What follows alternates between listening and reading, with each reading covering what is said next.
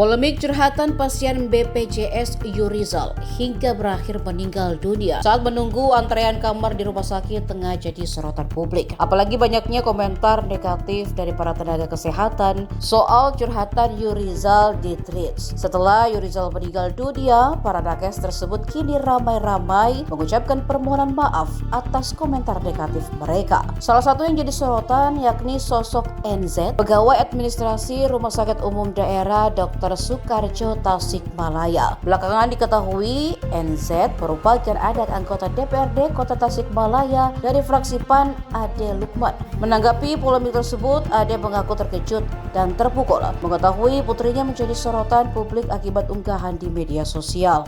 Ia juga mengungkap telah meminta putrinya segera membuat klarifikasi dan menyampaikan permohonan maaf melalui video. Kasus ini bermula dari unggahan Yurizal di Threads pada 22 Juli yang mengaku telah menunggu selama 8 jam untuk mendapatkan kamar perawatan di rumah sakit dengan layanan BPJS. Unggahannya memicu komentar sejumlah tenaga kesehatan. NZ salah satu yang komentarnya ramai dan menjadi sorotan. Ia menuliskan bahwa Yurizal miskin harta, miskin ilmu dan miskin akal serta melontarkan kata-kata kasar.